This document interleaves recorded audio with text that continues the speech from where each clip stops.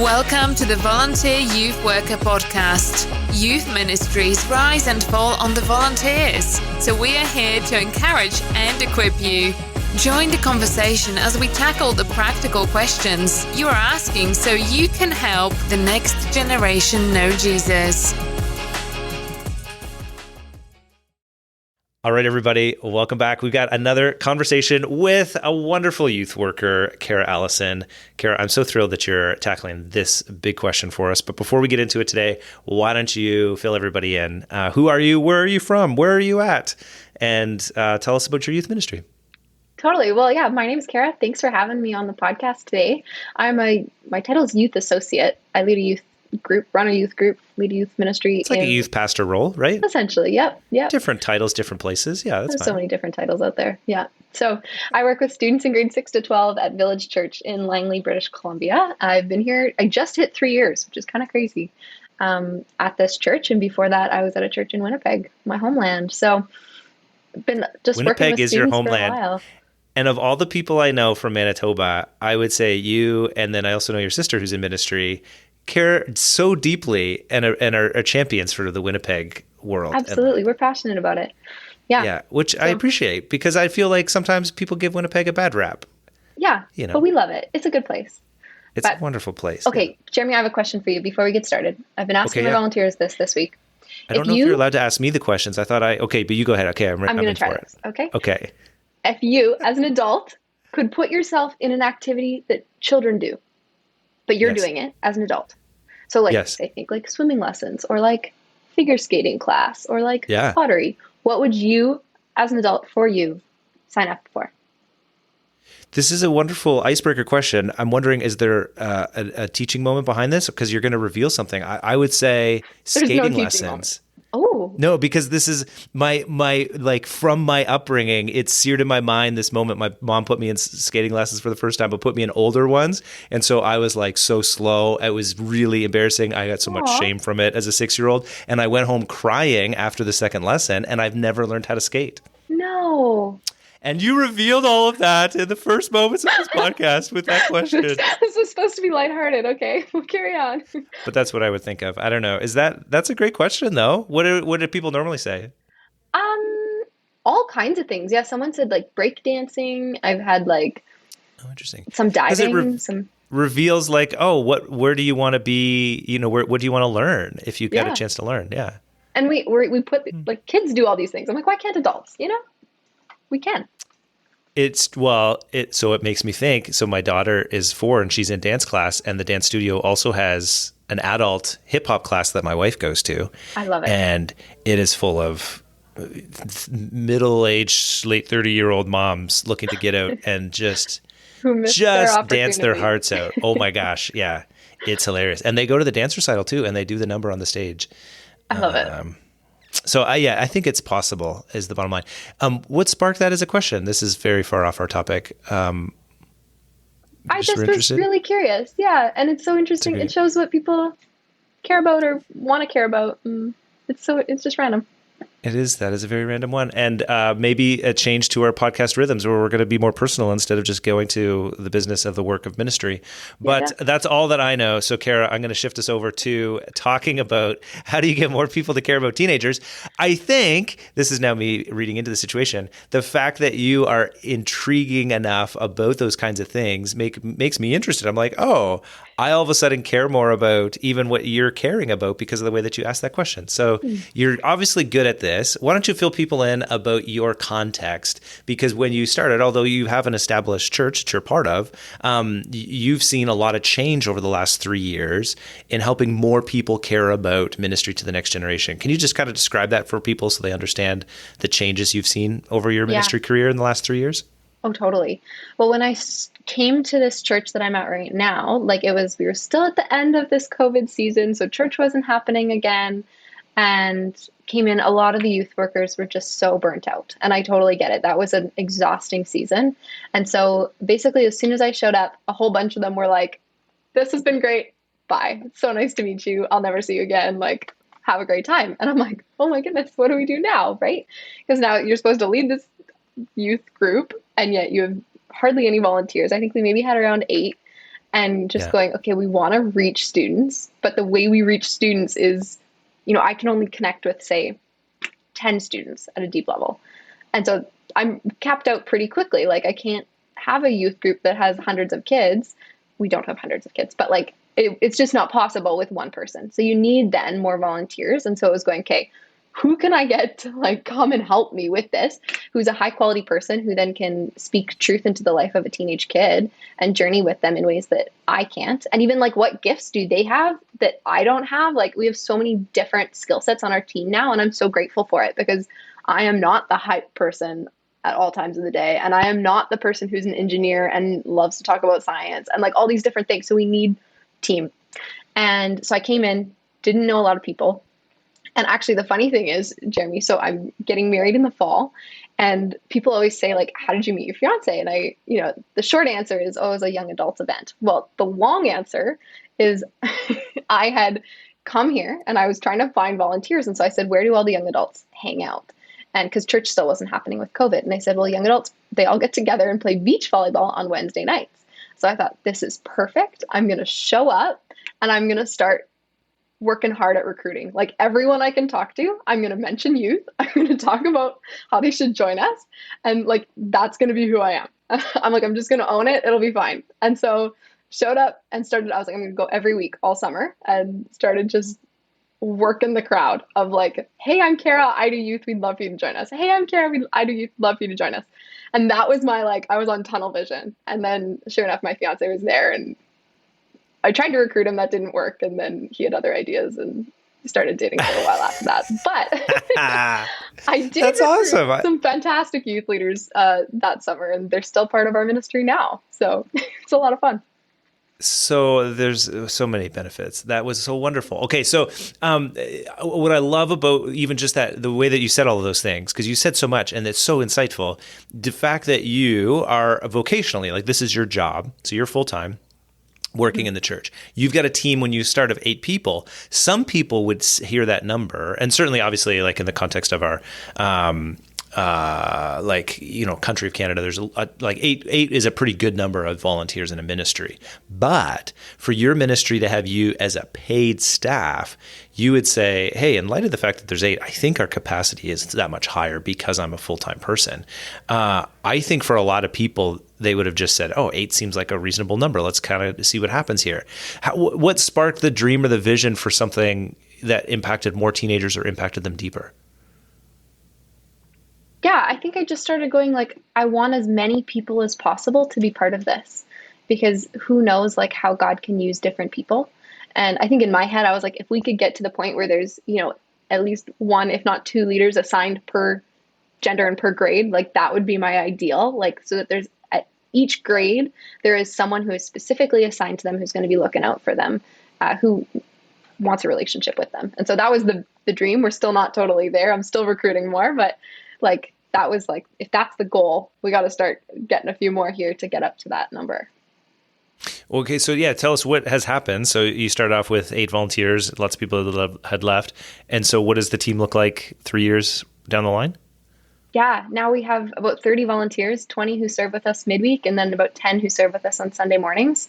And we have another paid staff member now who joins me. And so it's been so cool to see like how many people have gotten excited and gotten behind this vision that we have for it.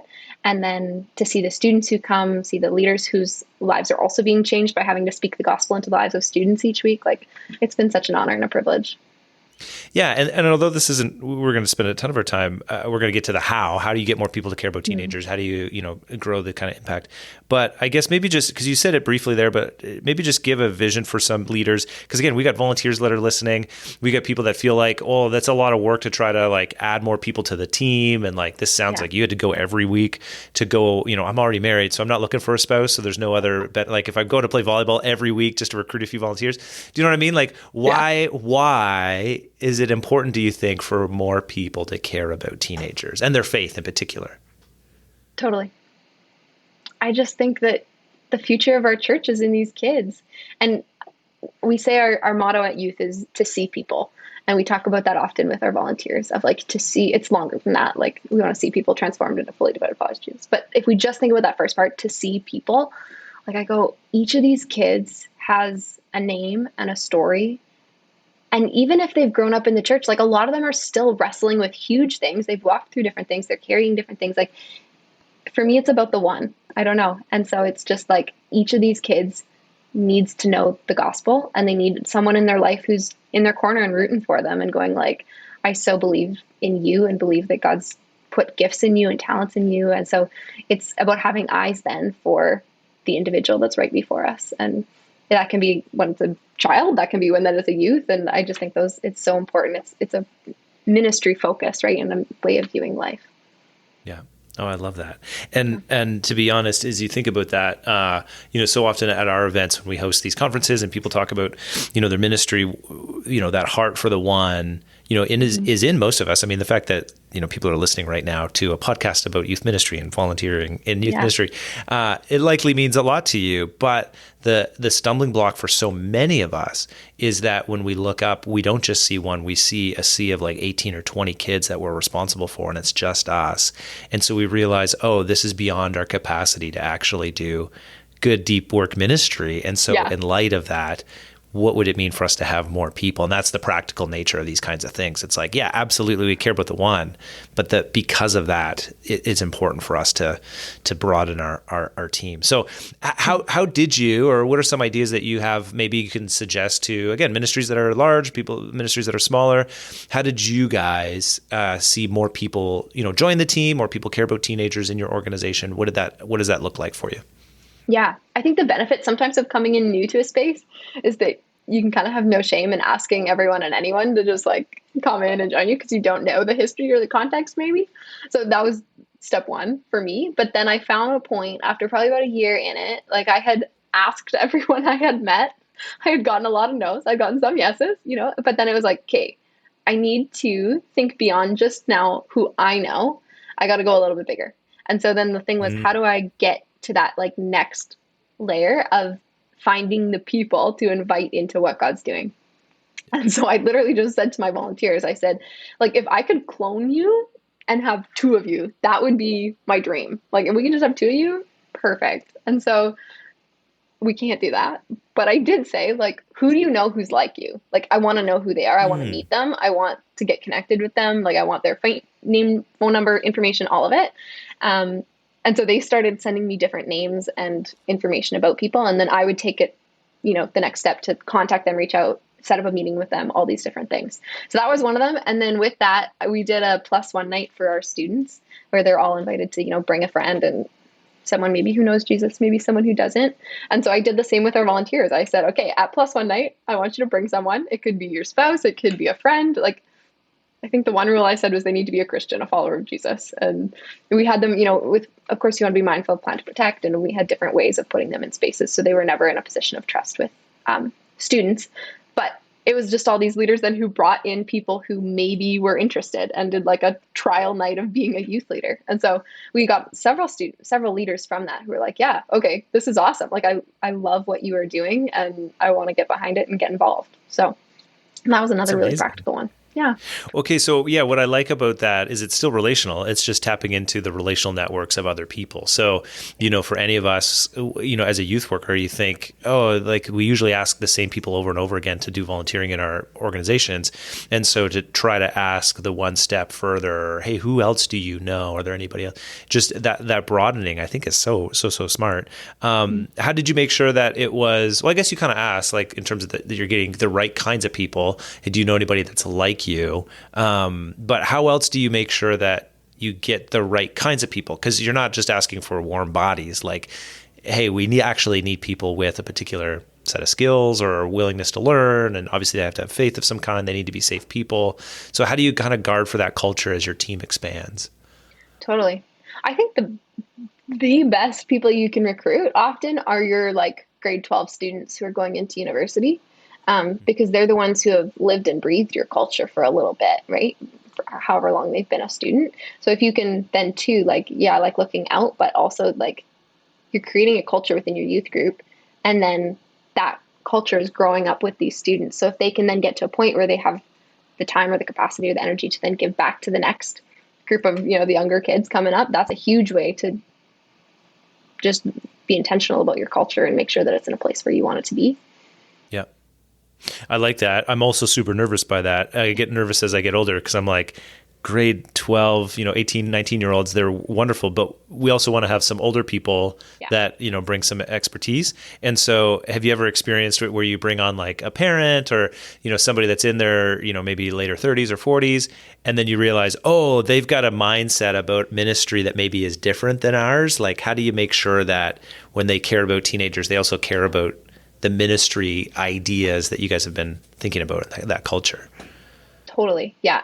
I think I learned it from you, Jeremy, of the like recruiting, say, a middle school parent and going, hey, like your kid is in middle school, come volunteer in our high school. So you learn about the things that they're about to walk through. And then the vice versa, recruiting a high school parent and going, hey, you just walked your kid through middle school. Come help us in middle school because you got a lot of wisdom. And so I think that's a really beautiful relationship of people to think about too. Beyond that, like we have a couple. Does that actually work? Because I mean, it's kind of you to say that. I've said that before, but did it actually work? Do you have any parents? I don't have a ton. I have even more though of the empty nesters. I have these two guys who are in their 60s right now, and they are fantastic. They don't put up with any of the nonsense that some of these middle school boys try and give them.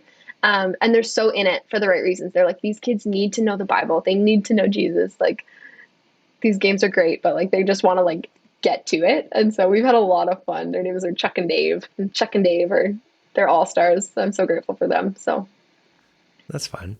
Okay, so that's a one way on culture. Anything else that you'd say around culture ideas in terms of as you're growing the team? Because I think for some of us, as volunteers, part of it is that we kind of like our small little family here, right? Like, hey, if this ministry grows, it's going to change it, and if we add somebody else to the mix, and like if we got too many students, like isn't that going to be dangerous? And so how do you compensate for that, or how do you deal with that going from 8 to 30 people? Yeah, I just go, it's so worth it though. Like, yeah, it does change it. And it's sometimes the dynamics, like the social dynamics can change, but I just go like, if we can reach more students, like it's worth it. It's worth having new people we have to incorporate, and maybe a little bit awkward, and definitely more work for the youth pastor to get them up to speed. But if they're able to connect even with one kid, like to me, that is totally worth it. And ideally even more, right, by the influence they can have in the lives of students. Yeah, I love that. Okay, now thinking to, again, lots of people that are listening, most of them are volunteers. So let's do two different categories. There's volunteers with like a staff youth pastor kind of position. So somebody like yourself.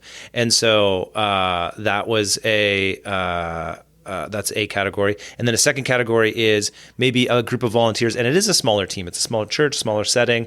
Maybe it is a volunteer kind of point leader. And so we'll go to both of those scenarios and how these things might apply. So let's start with thinking about your own team of volunteers. If they were to hear this, what would you hope that they would do to help get more people to care about teenagers? I think I would hope that they would think bigger. Because they're going to think, but Kara's doing all the recruiting. We don't have to worry about it. She'll just tell us. We'll hand her a name or something like that. She's got it. That's why we hired her. I'd go, I need people. I need your help, please. Because like I said, like I've tapped out on my circles. And so it's like, who else do you know? Who can you help me think more creatively? Can you help us think bigger of who this could be? So I'd be inviting them into that. That would be a big one. Oh, that's interesting. So I wonder even if you would say, if you're a volunteer, so if your point leader is kind of connected with you, with your friends, but maybe now you're actually going to your friends and finding their friends. You know what I mean? So like, I think about like, I've got a small group of guys. And so, I could connect with them and invite them to come and serve somewhere. But it's a whole nother thing if I'm volunteering somewhere to say to, Gabe in my small group, hey, Gabe, who else do you know? Because he's connected in ministries and doing different things. He's a Christian. Yeah. Who else do you know that could join our mission in this? And so just continuing to find ways to kind of get more of those names in terms of inviting people into these kinds of things. Mm-hmm. I think that's great. Okay, that's cool. Okay, so that's what you'd want your volunteers to hear.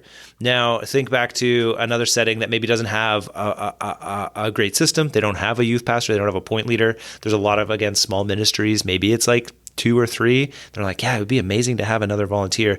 What would you say to somebody that this isn't their full-time job and they're trying to sort this out? What could they take away from this kind of conversation and your ideas?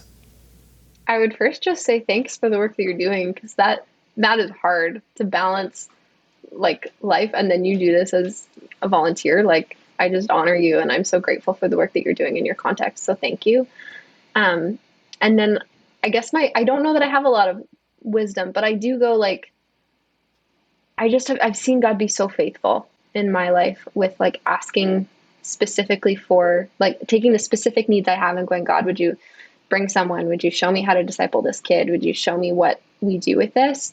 And it's not always immediate, but I have seen him be so kind in it, of giving me the things that I need. And it's not always in the ways that I expect it.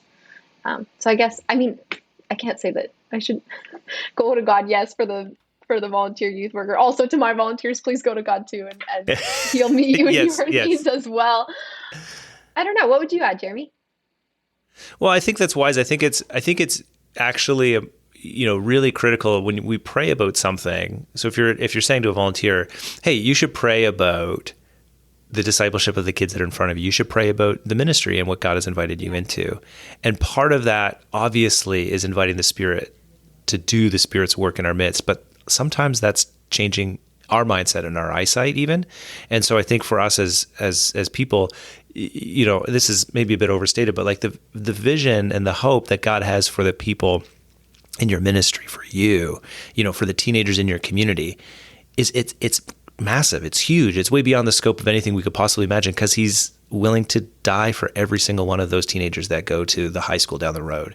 And so if it means that for us, we have to be thinking new or creatively about how to reach these kids, or how to do better discipleship, or how to spend time, maybe not discipling kids, but just intentionally for a season. This is sometimes what we would tell people is like, hey, as a volunteer, your biggest commitment to the faith of the next generation for the next 6 months might have nothing to do with an individual teenager. It might have everything to do with finding more adults to join in this mission.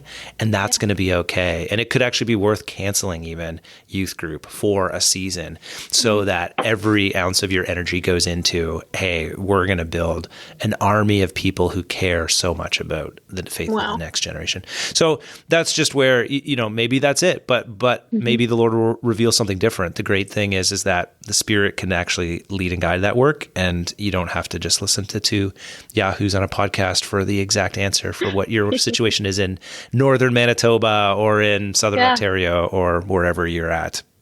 So totally. I don't know. Well, that sounds like a reasonable place to stop. So let's kind of wind things down here a little bit. Kara, any last minute ideas on this? And if not, why don't you give people, as we go, one more great icebreaker question that you're using these days that works?